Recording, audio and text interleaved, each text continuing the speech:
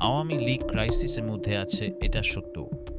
কিন্তু আত্মগোপনে থাকলেও আওয়ামী লীগ যেহেতু বিশাল একটা দল, তার প্রচুর সমর্থক ও কর্মী আছে, যারা ডাক দিলে হয়তো অনেকেই বেরিয়ে আসবেন। তবে নেতৃত্বের সংকট রয়েছে দলে।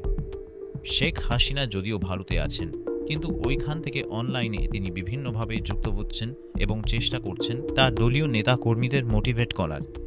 তবে কেউ কেউ প্রশ্ন তুলেছেন তিনি ফিরতে পারবেন কিনা, কখন ফিরবেন। দলের ভেতরে অনেকেই শেখ হাসিনার ভক্ত। অনেকে মনে করেন তিনি হলেন আনপ্যারালাল লিডার। তার সমকক্ষ কোনো নেতা দলের মধ্যে নেই এবং তার কোনো বিকল্পও নেই। এখন শেখ হাসিনা তাদের কাছে একটা শক্তি। তিনি যদি ফিরতে পারেন বা ফিরে আসেন, তাহলে আওয়ামী লীগ জেগে উঠবে, এটাই অনেক নেতা কর্মীর ধারণা। কিন্তু আসলে তিনি ফিরতে পারবেন কিনা বা কখন ফিরবেন, সেটাই এখন প্রশ্ন।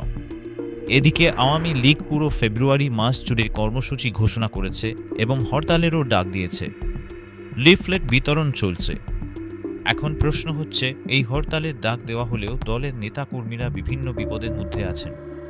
তারা বের হতে পারবেন কিনা, তারা ঝুঁকি নেবেন কিনা, এই কর্মসূচি আদৌ সফল হবে কিনা তা নিয়েও প্রশ্ন উঠেছে।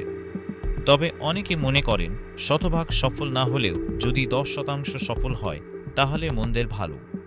অর্থাৎ তারা জানান দিচ্ছেন, আমরা আছি, আমরা মরিনি।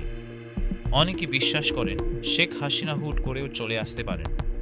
এখন এই সম্ভাবনা কতটুকু? আমরা যতটুকু জানি, শেখ হাসিনা সহজে নরম হওয়ার মানুষ নন। যারা বলছেন তিনি দেশ থেকে পালিয়ে গেছেন, অনেকে মনে করেন তিনি পালাননি। বিভিন্ন সাক্ষাৎকার ও অন্যান্য মাধ্যমে আমরা দেখেছি তার একটা স্বভাব আছে, তিনি সহজে দমতে চান না। তাকে রাজি করানো যাচ্ছিল না।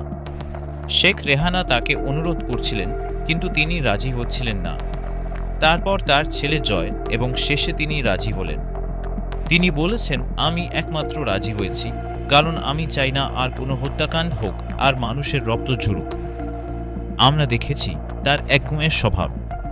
যেমন পদ্মা সেতুর সময় বিশ্বব্যাংক টাকা দেবে কি দেবে না নানা তালবাহানা করছিল। তিনি হঠাৎ ক্ষেপে গেলেন এবং বললেন, তোমাদের টাকা নিব না, আমি আমার নিজের টাকায় করব, এবং করেই ফেললেন। তার এই স্বভাবের কারণে অনেকে মনে করেন যদি তার মনে আসে যে আমি বাংলাদেশে ফিরে যাব, তাহলে তাকে কেউ আটকাতে পারবে না। তবে এখানে কিছু হিসাব নিকাশ আছে। প্রথমত তার নিরাপত্তার বিষয়টি। তবে কেউ কেউ মনে করেন তিনি এই ঝুঁকিও নিতে পারেন। বিশেষ করে ভারতের ভূমিকা গুরুত্বপূর্ণ। ভারতের মতামত বা নিরাপত্তার বিষয়ক সাজেশন পেলে তিনি যে কোনো সময় ফিরে আসতে পারেন, এমনটাই আওয়ামী লীগের অনেক নেতা কর্মীর ধারণা। কারণ তিনি ভয় পাবার মানুষ নন। এর আগেও তিনি জেল খেটেছেন, সুতরাং এসব তার কাছে নতুন কিছু নয়।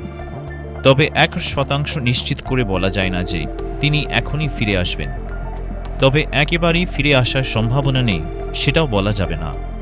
কারণ তিনি যে স্বভাবের মানুষ, তাতে হুট করে একটা সিদ্ধান্ত নিতেই পারেন এবং সাহসী ভূমিকা দেখাতেও পারেন। যাই হোক, আজকের মতো বিদায়।